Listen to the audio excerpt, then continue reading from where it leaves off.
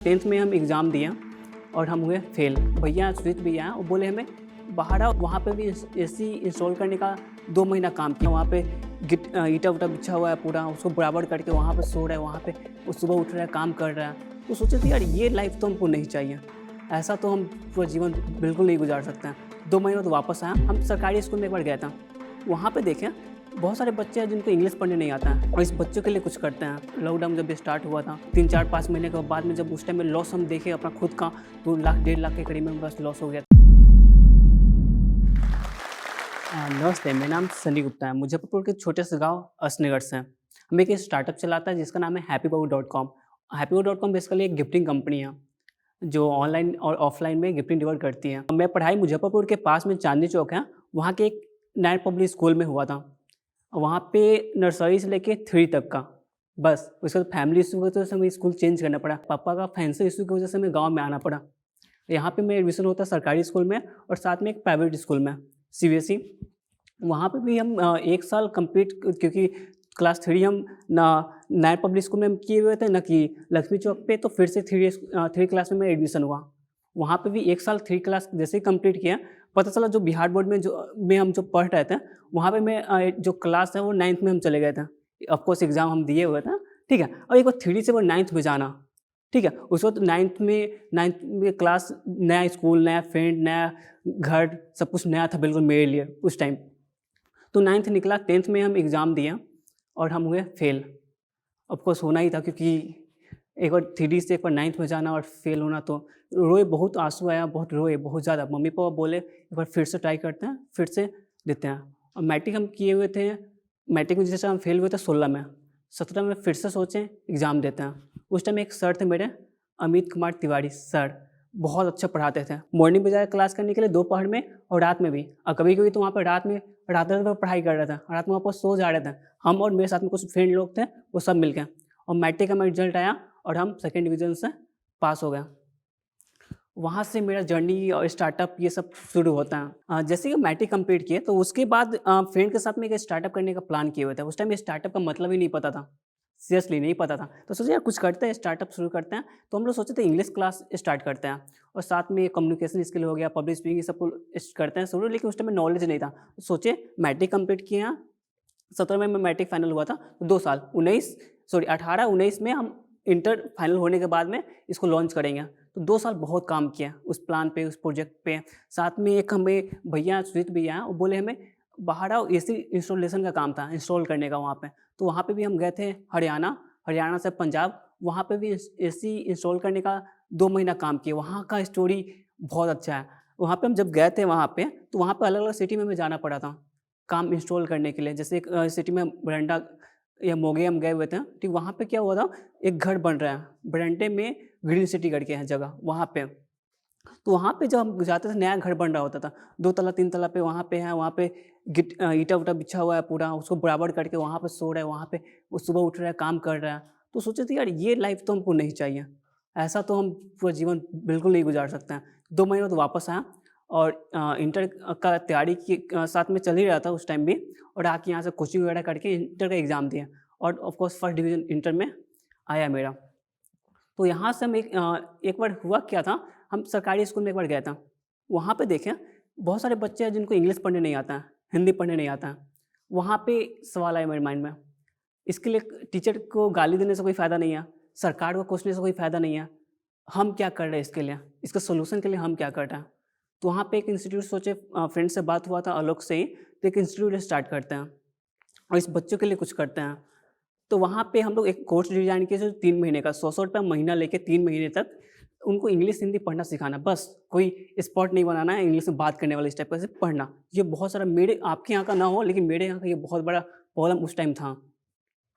ठीक है? तो वहाँ से इंस्टीट्यूट स्टार्ट होता है, टीम बनाया, हम कुछ फ्रेंड लोग थे 4, 5, 10 मिल के, वहाँ से एडमिशन लेने स्टार्ट किया। 10 से 15 दिन में हमारे पास में 60-70 बच्चे हमारे पास में आ गए। सेंटर स्टार्ट हुआ, 100 से भी ज़्यादा हमारे पास में बच्चे आ गए। ₹100 मंथली था, तो ईज़िली हमारे पास में पैसा लोग आ भी रहे थे। स्टूडेंट हमारे से जुड़ रहे थे। तो 2 से 3 महीने बाद जैसे ही सब कुछ चल रहा था, तो वहाँ से सोचा यार कुछ बड़ा करते हैं, इसको और फैलाते हैं। जस्ट हम लोग 3 महीने में क्योंकि हमारा जो पहली बात तो इन्वेस्टमेंट था नहीं, कोचिंग ब्रेंच वगैरह ये सब हमको चाहिए था, तो हम लोग क्या किए वहाँ पे जो दिमाग लगाए थे, जुगाड़, ठीक है?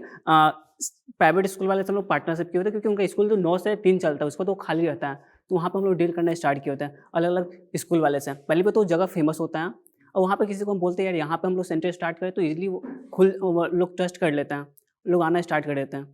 तो एक सेंटर स्टार्ट किए तो उसके बाद में हम लोग 2, 3, 4, 5 3 महीने में हम लोग 20 से भी ज़्यादा सेंटर स्टार्ट कर चुके थे।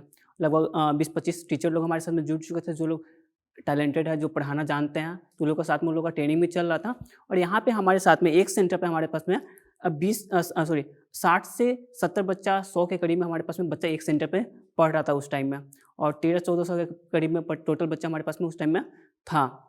उसका डाउन फंड वहाँ से शुरू होता है, लॉकडाउन जब स्टार्ट हुआ था 2020 में, तो वहाँ से हमारे पास धीरे-धीरे पैसा आना बंद हो गया। धीरे-धीरे पैसा नहीं आ रहा था। उस टाइम में हम बहुत सारा जो टीचर लोग को मंथली बेस पे रखे हुए थे। बहुत सारे जो कोचिंग सेंटर थे वो मंथली बेस पे उस टाइम में हो चुके थे, और उस टाइम में हम खुद का एक ऑफ़िस ले चुके थे। 2 तल्ला पूरा आगे एक ऑफ़िस है, पीछे क्लासरूम है, उसके पीछे क्लासरूम है, ऊपर में क्लासरूम चल रहा है। इस टाइप का ऑफ़िस ले चुके थे। बहुत सारे सेंटर थे हमारे जो मंथली बेस पे थे।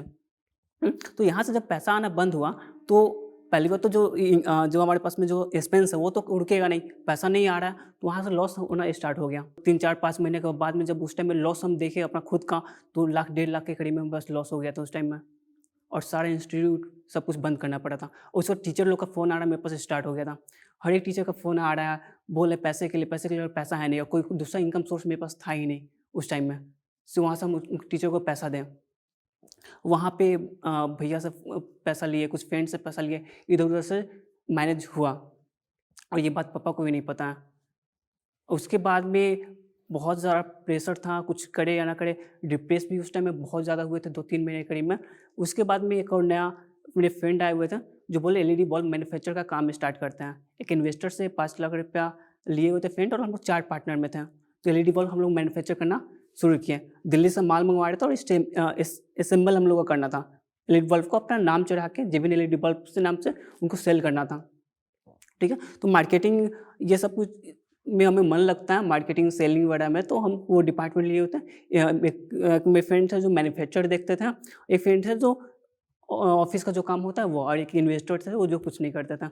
तो 2-3 महीना सही चला। बाइक पे हम एलईडी बल्ब को लाद रहे हैं, बाइक से जा रहे हैं हर एक दुकान में, भैया बल्ब लीजिएगा, भई नया ब्रांड है, अब चलिए कि नहीं, आज है कल नहीं है, कल बाहर कमाने चले गए, तो नहीं लेता था कोई बल्ब। बहुत मुश्किल से सेल उस टाइम में हमारा एलईडी बल्ब का हो रहा था। उसी बीच में 2-3 महीने के बाद में जैसे एलईडी बल्ब का काम चल रहा है, तो पार्टनरशिप में इश्यू होना स्टार्ट हो गया, और वो हमारा कंपनी बंद हो गया। तो उसके बाद में एक और भैया जो सुजीत भैया मेरे थे, उनके घर में छठीहार था, तो उनके यहाँ हम लोग जा रहे थे, और यहाँ से एक नया स्टार्टअप का मेरे पास में आइडिया आया हुआ था।